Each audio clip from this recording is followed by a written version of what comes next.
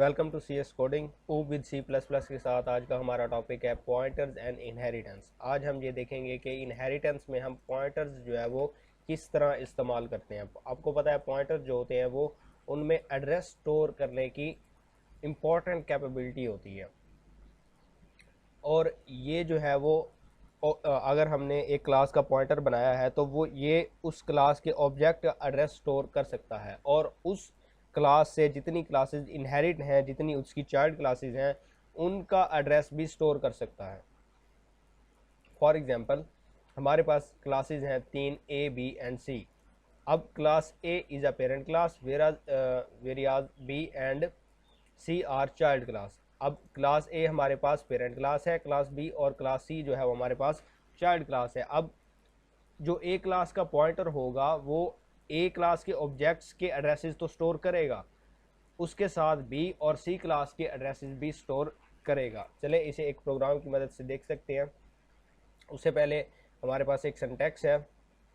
जब a type of pointer does not change when a pointer of parent class refer to an object of child class। ये एक important बात है कि जब हमारे पास हम एड्रेस स्टोर कराते हैं चाइल्ड क्लास के ऑब्जेक्ट का पेरेंट क्लास के पॉइंटर में, तो उस एड्रेस के उस पेरेंट क्लास के पॉइंटर में स्टोर होने के बाद उसकी डाटा टाइप, उसकी टाइप चेंज नहीं हो जाती। यानी ऐसा नहीं होगा कि अब वो जो पॉइंटर है वो बी क्लास चाइल्ड क्लास का बन गया है। नहीं, पॉइंटर ए क्लास का ही रहेगा, पेरेंट क्लास का ही रहेगा, बल्कि वो सिर्फ जो है वो बी क्लास का एड्रेस स्टोर कर रहा होगा।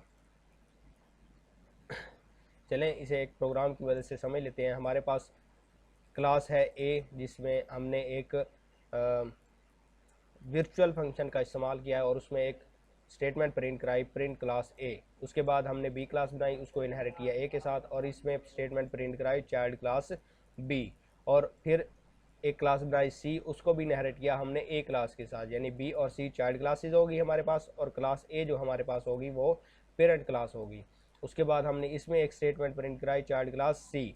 अब आप देख सकते हैं हमने तीनों क्लासेस के ऑब्जेक्ट बनाए और पॉइंटर हमने बनाया क्लास ए का, और इसमें जो है क्लास, अब ये पॉइंटर जो है वो इन तीनों क्लासेस के ऑब्जेक्ट्स की जो एड्रेसेस हैं उनको स्टोर कर सकता है। आप देख सकते हैं हमने पहले जो है वो ऑब्जेक्ट ए क्लास 1 के ऑब्जेक्ट का एड्रेस जो है वो इस पॉइंटर को में स्टोर कराया, और उसकी मदद से हमने क्लास ए के फंक्शन को कॉल किया। अब क्योंकि इसमें क्लास ए का एड्रेस स्टोर है, तो ये क्लास ए के फंक्शन को यहाँ पर एग्जीक्यूट करा। इसी तरह यहाँ पर जो है ऑब्जेक्ट बी, इसका एड्रेस क्लास बी का एड्रेस इसमें स्टोर है, तो ये क्लास बी के शो फंक्शन को एग्जीक्यूट करेगा। इसी तरह ऑब्जेक्ट 3 का एड्रेस इसमें स्टोर है, यानी सी क्लास के ऑब्जेक्ट का एड्रेस इसमें स्टोर है, तो ये यहाँ पर ये सी क्लास के ऑब्जेक्ट को इंडिकेट करेगा, उसके फंक्शन को एग्जीक्यूट करेगा। चलें इसे एग्जीक्यूट करके देख लेते हैं।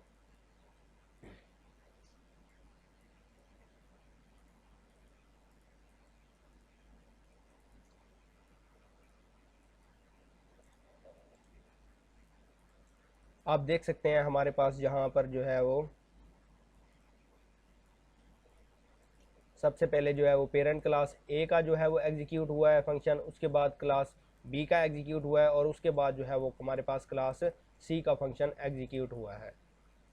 उम्मीद है आपको वीडियो अच्छी लगी होगी। अगर समझ आई है तो वीडियो को लाइक करें, शेयर करें, हमारे चैनल को सब्सक्राइब करें, फॉलो कर लें, ताकि हमारी हर नए आने वाली वीडियो आप तक पहुंच सके। अल्लाह हाफिज़।